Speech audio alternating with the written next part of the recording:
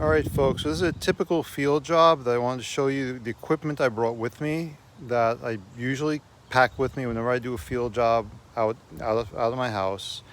Angle grinder, various types of wheels, a couple of clamps, a good size adjustable wrench, tape measure, some pieces of angle or channel, good hammer, the helmet, of course, and over here, this is the repair that I'm going to be doing. So you can see right here in this old trailer, this stress point here is cracked. So it's starting here and it goes all the way down to there. So this will have to be fully V'd out as deep as I can go. All right. Also removing the galvanizing from the area as well, all the way back to the heat affected zone, because one, this is toxic to breathe, and two, any galvanizing in that zone is going to contaminate the weld and it's just not going to be good. So all the way out to here, probably go all the way down to this piece of angle right here, full V, maybe even come in from the back side depending on what I see down there. There is a angle running all the way through, so I may come in and put a weld underneath here, reinforcing this from both sides, which gives me full penetration. So we'll do the grind out and let's see what it looks like.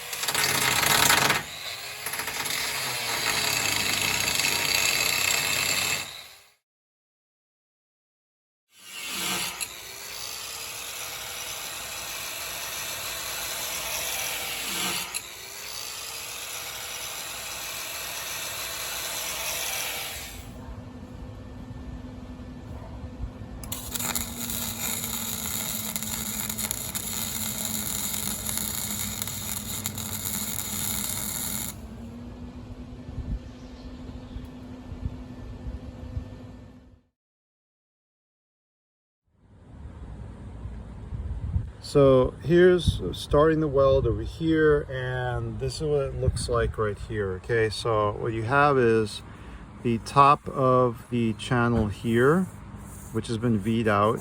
Okay, and then below that there's a channel here which you can see right back there. Okay, and what we want to do is V this down and weld it up, and then afterwards reinforce and weld over here, and this is what it would look like. So again, the arrow side is closest to the weld, okay, which would be the bottom. So here you see a full penetration V, and the symbol afterwards means grind flush, because afterwards a reinforcement is being placed over here, another piece of metal to reinforce the weakened metal. That's what this would indicate, and that's why you would do it. This again is the fillet that is going to be under here. So let's go back and keep going and finish after resetting. All right, so let's take a look at the weld here. Okay, so what are we looking at? So again, this was a flux core, okay, a 110 flux core MIG, all right, on 1/4 inch galvanized channel. So you can see in the weld here, it's very lightly crowned, not extreme. We're not breaking the 1/8 inch limit at all. The legs on both sides are very tight. There's no undercut. There's minimal spatter. You're always going to get a little bit with flux core that cannot be helped. Now, if you notice, I did put a large weld here first before I began, because I wanted to arrest the possibility of the crack propagating down, because this metal is heating up. So when this heats up, it's going to expand, potentially scissoring this open and driving the crack then behind here where I can't get to it. So putting this basically rivet in place prevents the crack from propagating any further. So hit here, then start here, and away you go. This is a very good practice for doing many crack repairs in materials like steel, mandatory in cast iron, and definitely must be done in aluminum. Otherwise you're gonna have serious problems. So you want to arrest the crack. In extreme cases, drilling this out first, putting a small hole here and drilling through the crack, then welding it, and then continuing your process is advisable.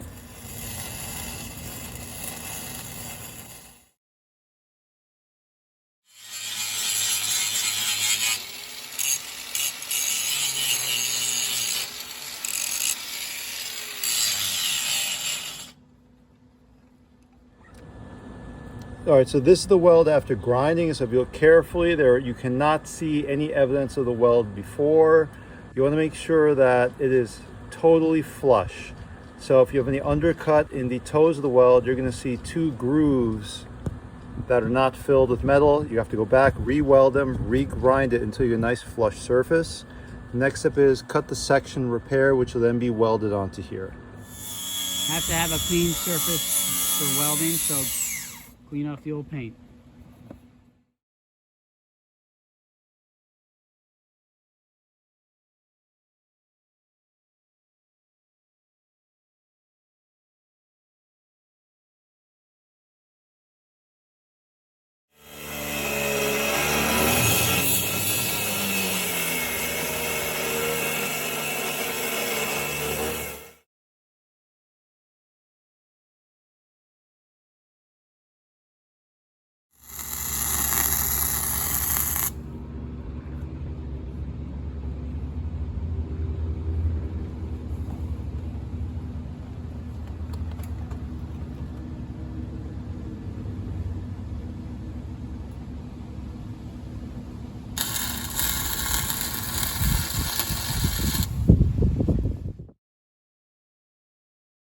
Okay, so I just want to show everybody this over here. So the top plate, okay, has been ground completely free of any paint on both sides and all the way around, smooth off.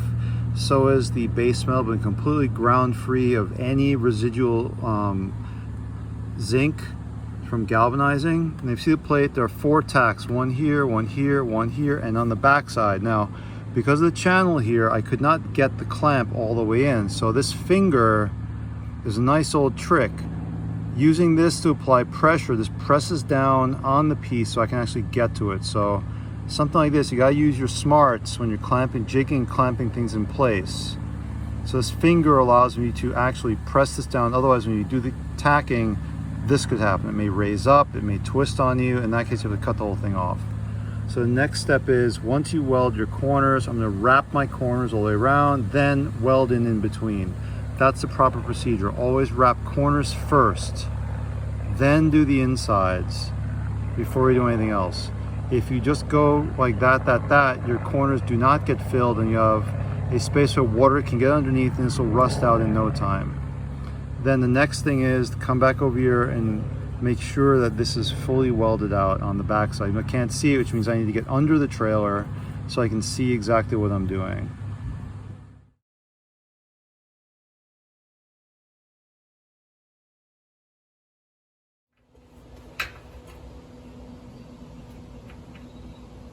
Cover.